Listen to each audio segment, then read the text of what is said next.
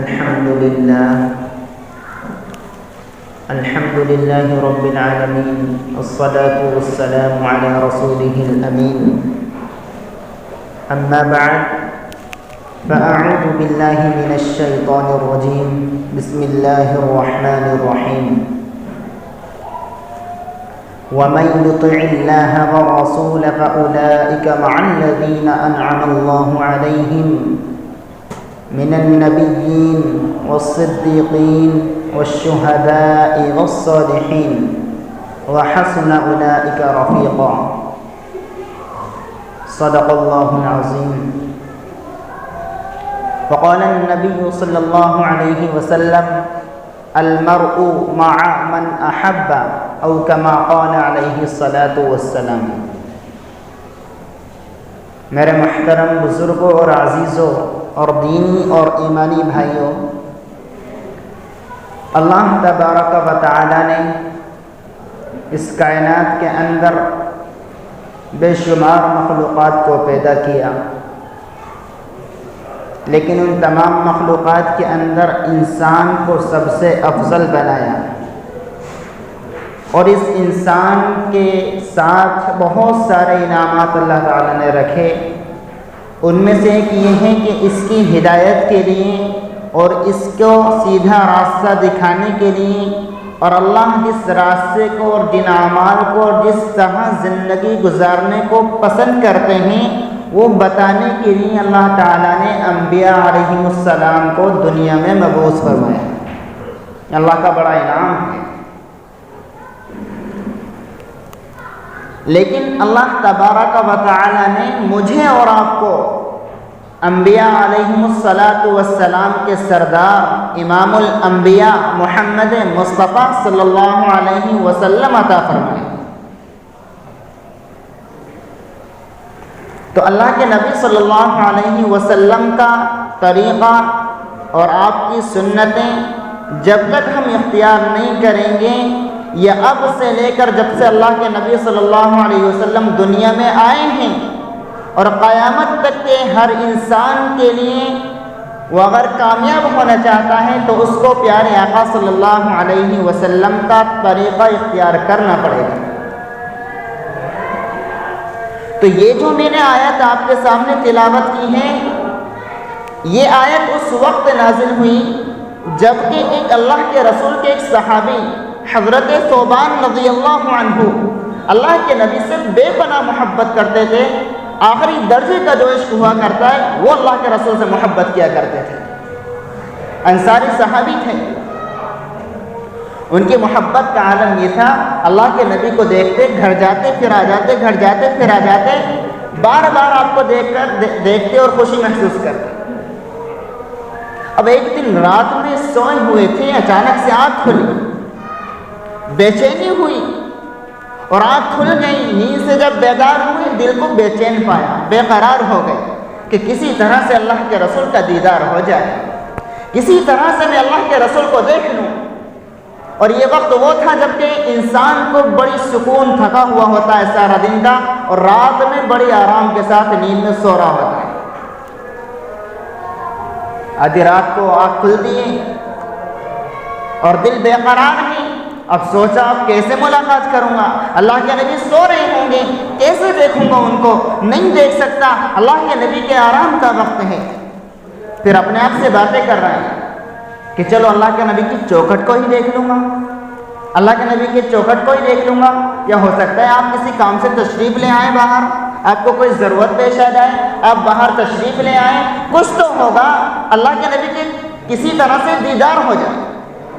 یہ اپنے آپ سے باتیں کرتے جا رہے ہیں اور چلتے جا رہے ہیں. اب یہاں سے جا کر کے اللہ کے رسول علیہ السلام کی چوکھٹ پر بیٹھ گئے. ابھی جا کر کے بیٹھے ہیں، اللہ کے رسول علیہ السلام کو ایک آہٹ سی ہوئی، محسوس کیا کہ کوئی دروازے پر ہے. اللہ کے نبی باہر تشریف لائے کہ اتنی رات میں، اے میرے عزیز اتنی رات میں یہاں کیسے؟ کوئی بات، کوئی پریشانی، کوئی تکلیف؟ کہ نہیں اللہ کے رسول مجھے کوئی تکلیف نہیں ہے، کوئی بیماری نہیں ہے، کوئی پریشانی نہیں ہے، بس آپ کو دیکھنا چاہتا تھا، آپ کو دیکھنا چاہتا تھا. معلوم تھا کہ آپ کے آرام کا وقت ہے، آپ نہیں ملیں گے، تو یہ سوچ کر آ گیا کہ آپ کی چوکھٹ کو ہی دیکھ لوں۔ یہ آخری درجے کا عشق ہوا کرتا ہے صحابہ کرام۔ تو اللہ کے رسول نے فرمایا ٹھیک ہے، یہی تمنا لے کر کے آئے تھے کہ مجھے دیکھ لو، میرا دیدار ہو جائے، ٹھیک ہے، مجھے دیکھ لیا، میرا دیدار کر لیا، اب جائیں، آرام کا وقت ہے اور سو جائیں۔ اب یہ صحابی دھیرے دھیرے قدموں سے مسجد نبوی کی طرف جاتے ہیں، اور مسجد نبوی میں جانے کے بعد دہاڑے مار مار کر روتے ہیں۔ اللہ کے نبی علیہ الصلوۃ والسلام نے دیکھا اب کیوں رو رہا ہے، بلایا، ایسا اے انصاری ادھر، اب کیا بات ہے، اب کیا پریشانی ہے؟ بھئی یہی تمنا لے کر کے آئے تھے کہ مجھے دیکھ لو، میرا دیدار ہو جائے، ہو گئے، اب کس بات کا رونا؟ کہ اللہ کے رسول علیہ الصلوۃ والسلام مجھے ایک بات ستاتی ہے کہ اب کیا پریشانی ہے، اب کیا بات ستاتی ہے، بھئی اب کیا تکلیف ہے، اب تو مجھے دیکھ لیا، یہی تمنا تھی کہ اللہ کے رسول علیہ الصلوۃ والسلام میں یہ سوچتا ہوں بڑے ڈرتے ڈرتے ادب و احترام کے ساتھ، اے اللہ کے رسول، موت تو مجھے بھی آنی ہے اور اللہ ایک دن آپ کو بھی بلا لے گا، تو میں یہ سوچتا ہوں کہ اگر اللہ نے مجھے معاف کر بھی دیا اور جنت دے بھی دی تو میں تو بہت نیچے ہوں گا، بہت نیچے کے درجے کی جنت میں ہوں گا، اور آپ کا مقام تو بہت اونچا ہوگا، تو جنت میں میرا دل کیسا لگے گا جب میں آپ کو دیکھوں گا۔ یہ ہوا کرتا ہے صحابہ کرام کا عشق۔ اللہ تبارک و تعالیٰ نے ان کو جو گولڈ میڈل عطا فرمایا وہ ایسے نہیں دیا، رضی اللہ عنہم ورضوا عنہ، دنیا میں بشارت سنا دی کہ اللہ ان سے راضی ہو گئے اور یہ اللہ سے راضی ہو گئے، اور یہی سب سے بڑی کامیابی ہے، ذالک الفوز العظیم، یہی سب سے بڑی کامیابی ہے۔ تو اللہ کے نبی علیہ الصلوۃ والسلام نے اس صحابی کے وہ جملے سنے اور خاموش ہو گئے۔ اللہ کے نبی خوشی کے مارے اتنا خوش ہوئے کہ اس کو اتنا عشق، مجھ سے اتنی محبت، اور ابھی کوئی اس کی بات کا کوئی جواب نہیں دے پائے تھے۔ سوچ رہے ہیں کیا جملے کہوں، کس طرح اس کو مطمئن کروں۔ اللہ کے نبی علیہ الصلوۃ والسلام تلاش کر رہے ہیں کون سے جملے بیان کروں، کس طرح سے اس کو سکون اور تسلی دلاؤں، کس طرح سے اس کو مطمئن کروں۔ اللہ کے نبی نے بھی کوئی جواب نہیں دیا تھا کہ جبرائیل علیہ الصلوۃ والسلام اس اللہ کے بندے کی محبت میں اسی وقت رات میں نازل ہوئے، اور کیا ارشاد فرمایا، اللہ تبارک و تعالی نے وحی نازل کی، وَمَن يُطِعِ اللَّهَ وَالرَّسُولَ فَأُولَٰئِكَ مَعَ الَّذِينَ أَنْعَمَ اللَّهُ عَلَيْهِم مِّنَ النَّبِيِّينَ وَالصِّدِّيقِينَ وَالشُّهَدَاءِ وَالصَّالِحِينَ۔ اللہ تبارک و تعالی نے ارشاد فرمایا کہ اور جو کوئی بھی اللہ اور اس کے رسول کی فرما برداری کرے گا، اللہ اور اس کے رسول کی اطاعت کرے گا، تو وہ کل قیامت کے دن اور آخرت کے اندر انبیاء کے ساتھ ہوگا، صدیقین کے ساتھ ہوگا، شہداء کے ساتھ ہوگا، نیک لوگوں کے ساتھ ہوگا۔ اللہ تبارک و تعالی نے غور کریں اس آیت پر، اللہ نے یہ نہیں کہا کہ تم اللہ کے نبی کے ساتھ ہوگے، جو کوئی اللہ اور اس کے رسول سے محبت کرے گا، اللہ اور اس کے رسول کی فرما برداری کرے گا، وہ کل قیامت کے دن اللہ کے رسول علیہ الصلوۃ والسلام کے ساتھ ہوگا۔ اللہ تبارک، بھائی رات کے اندر تو وہ آئے تھے، وہ صحابی پریشان تھے، ان اللہ کے بندے کو ان کو محبت تھی، وہ تڑپ رہے تھے اللہ کے رسول کے دیدار کے لیے، تو اللہ تبارک و تعالیٰ کو کیا کہنا چاہیے تھا کہ آپ فکر نہ کریں، آپ غمگین نہ ہو، آپ ان کے ساتھ ہوں گے، لیکن اللہ نے کہا جو کوئی بھی کرے گا، آج کرے گا یا قیامت کی صبح تک کرے گا، اللہ اور اس کے رسول کی فرما برداری کرے گا، محبت رکھے گا، تو وہ کل قیامت کے دن اور جنت کے اندر بھی اللہ کے رسول صلی اللہ علیہ وسلم کے ساتھ ہوگا۔ بھلے کتنی نیچی درجے کی جنت کے اندر ہو، لیکن وہ روزانہ اللہ کے رسول کا دیدار کرے گا۔ یہ کب ہوگا؟ جب میں اور آپ یا جو کوئی بندہ اللہ اور اس کے رسول کی فرما برداری کرے گا اور اللہ کے رسول سے سچی اور پکی محبت کرے گا۔ صرف زبانی طور پر کہہ دینا کہ میں اللہ کے رسول کا عاشق ہوں اور مجھے اللہ کے رسول سے محبت ہے اور میں آپ کا امتی ہوں، ان سے کام نہیں چلنے والا۔ جب تک ہم حقیقی زندگی کے اندر اللہ کے رسول علیہ الصلوۃ والسلام کی سنتوں کو نہیں اپنائیں گے اور آپ کے طریقے کو اپنی زندگی کے اندر نہیں لائیں گے، ہم کامیاب نہیں ہو سکتے۔ قرآن مجید کے اندر ایک قوم کا تذکرہ بے شمار جگہ آیا ہے، کثرت سے اس کو بیان کیا گیا۔ وہ قوم ہے بنی اسرائیل۔ یا بنی اسرائیل اذکروا نعمتی التي انعمت علیکم وانی فضلتکم علی العالمین۔ اللہ تبارک و تعالی ارشاد فرماتے ہیں اے بنی اسرائیل یاد کرو اس وقت کو جب ہم نے تم پر اپنے انعامات کی بارش کی، اپنے انعامات دیے اور بے شمار انعامات تمہیں دیے اور تمام جہانوں پر تمہیں فضیلت عطا فرمائی تھی، لیکن اس کے باوجود یہ قوم اس قدر اللہ کی نافرمانی کرتی تھی، ہر حکم پر اللہ تبارک و تعالی کی نافرمانی کرتی جاتی تھی۔ اللہ کوئی حکم نازل کرتا فوراً تھوڑے دن اس پر عمل کرتے، اس کے بعد بہانے بنانا شروع کر دیا کرتے تھے۔ تورات نازل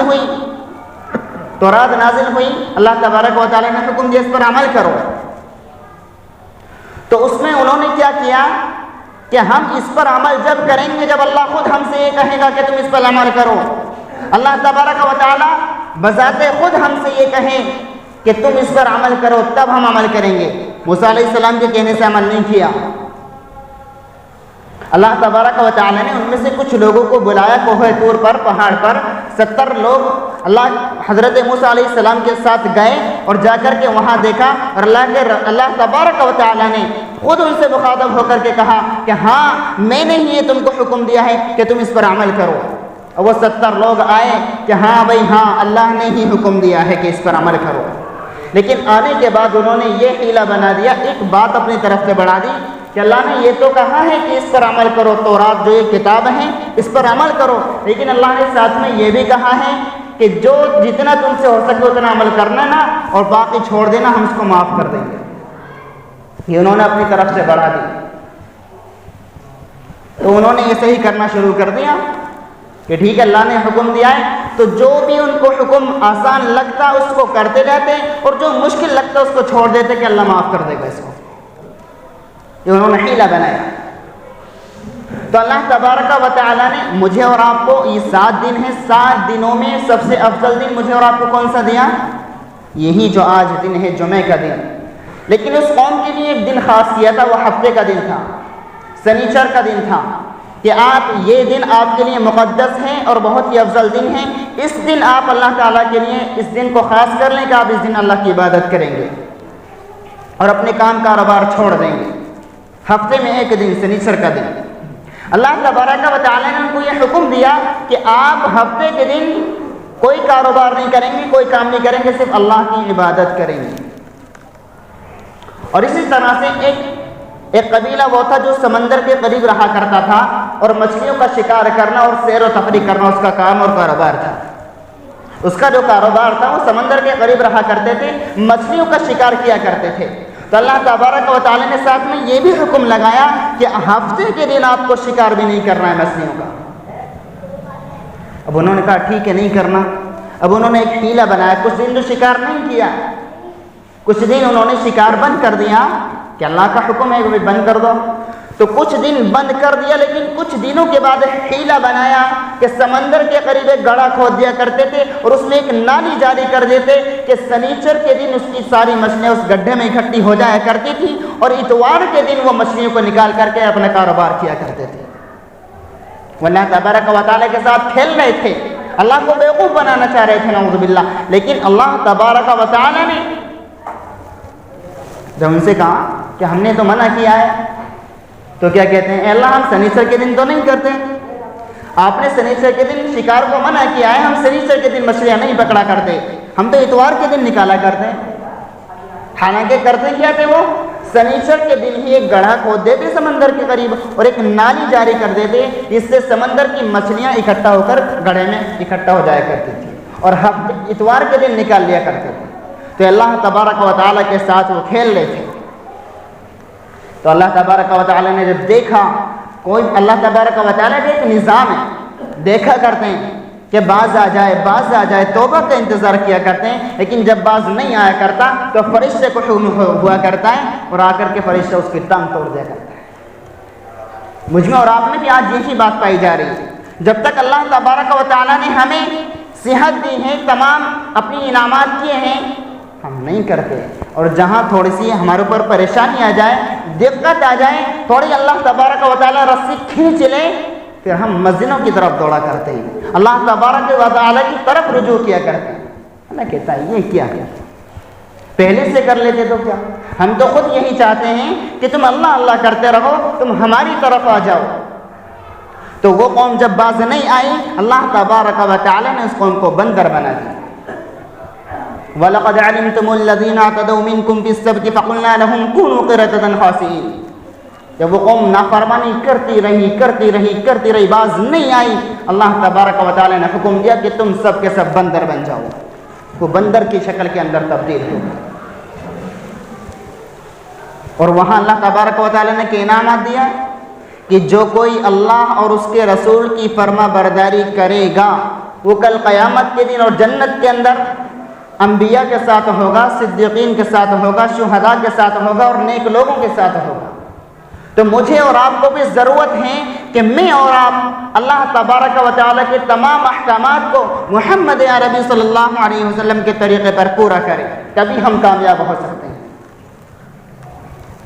آج ہم دیکھا کرتے ہیں سنتوں کو اختیار کرنا ہمارے لیے بہت دشوار ہو چکا ہے کہ بھئی لوگ کیا کہیں گے، لوگ کیا کہیں گے۔ شادیاں بیاہ شادی کا ماحول لے لیا جائے یا ہماری وضع قطع کا لے لیا جائے کہ لوگ کیا کہیں گے۔ لوگوں کا کیا ہے، لوگوں کو اگر دیکھنا ہوتا یا یہ دیکھتے کہ ہمارے بڑے تو اسی طریقے سے حضرت ابراہیم علیہ السلام کے والد کیا کیا کرتے تھے، وہ بتوں کو خود ہی بنایا کرتے تھے، بیچا بھی کرتے تھے اور خود ان کی عبادت بھی کیا کرتے تھے۔ اگر وہ یہ دیکھ لیتے کہ بھئی میرے باپ یہ کام کرتا ہے اور میں نہ کروں گا تو لوگ کیا کہیں گے، نہیں، ابراہیم علیہ السلام نے پہلی فرصت کے اندر ان بتوں کی مخالفت کی، اپنے باپ کی بھی مخالفت کی کہ نہیں، یہ نہیں چل سکتا۔ وَقَضَىٰ رَبُّكَ أَلَّا تَعْبُدُوا إِلَّا إِيَّاهُ، کہ اللہ تبارک و تعالیٰ نے تمہیں صاف صاف حکم دے چکا ہے کہ اس کے علاوہ کسی اور کی عبادت نہ کرو۔ تو اس لیے مجھے اور آپ کو بھی ضرورت ہے کہ میں اور آپ اپنی زندگی کے اندر، اور یہ زندگی ایک امانت ہے، یہ ہماری نہیں ہے، یہ ہماری ملکیت نہیں ہے، یہ اللہ کی ملکیت ہے اور یہ ہمارے پاس امانت کے طور پر ہے۔ تو اس لیے ہم جس طرح سے اس کی مثال یوں ہے کہ آپ نے دیکھا ہوگا خواتین گھر کے اندر، اگر گھر کے اندر ایک پریس خراب ہو جائے تو وہ پریس کرنے کے لیے پڑوس سے لے لیا کرتی ہیں۔ تو جب وہ پریس لیا کرتی ہیں خواتین تو وہ صرف ایک دو جوڑی یا جو کپڑے پہننے ہوتے ہیں ان پر پریس نہیں کیا کرتی، بلکہ وہ ایک ہفتے کے کپڑے پریس کر لیا کرتے ہیں۔ کیوں؟ کیونکہ ابھی تھوڑی دیر میں یہ پریس چلی جائے گی، وہ مانگنے کے لیے بھیج دیں گی یا ویسے بھی دینی ہے، ادھار لی ہے تھوڑی دیر کے لیے۔ اسی طرح سے یہ ہماری زندگی اللہ نے امانت کے طور پر دی ہے، یہ ہم سے بہت جلد لے لی جائے گی۔ تو اس لیے ہم اپنی اس زندگی کے اندر جتنا اعمال صالحات کر سکتے ہیں، اللہ تبارک و تعالیٰ کو راضی کرنے والے کام کر سکتے ہیں، وہ کر لیں۔ بہت جلد ہم سے یہ زندگی ہم سے لے لی جائے گی اور چھین لی جائے گی۔ کیوں؟ یہ ہماری امانت، یہ ہماری ملکیت نہیں ہے، یہ اللہ کی ملکیت ہے۔ اللہ نے ہمیں امانت کے طور پر دی ہے، الذی خلق الموت والحیات لیبلوکم ایکم احسن عملا، یہ پرکھنے کے لیے دی ہے کہ تم میں سے کون اچھے عمل کرتا ہے۔ تو اس لیے مجھے اور آپ کو اللہ تبارک و تعالیٰ نے ابھی موقع دیا ہے، اور اس موقع کو غنیمت سمجھتے ہوئے ہم اللہ تبارک و تعالیٰ کی طرف رجوع کریں اور اپنے اعمال کو درست کرنے کی کوشش کریں۔ اللہ تبارک و تعالیٰ مجھے اور آپ کو عمل کی توفیق عطا فرمائے۔ وما علینا الا البلاغ۔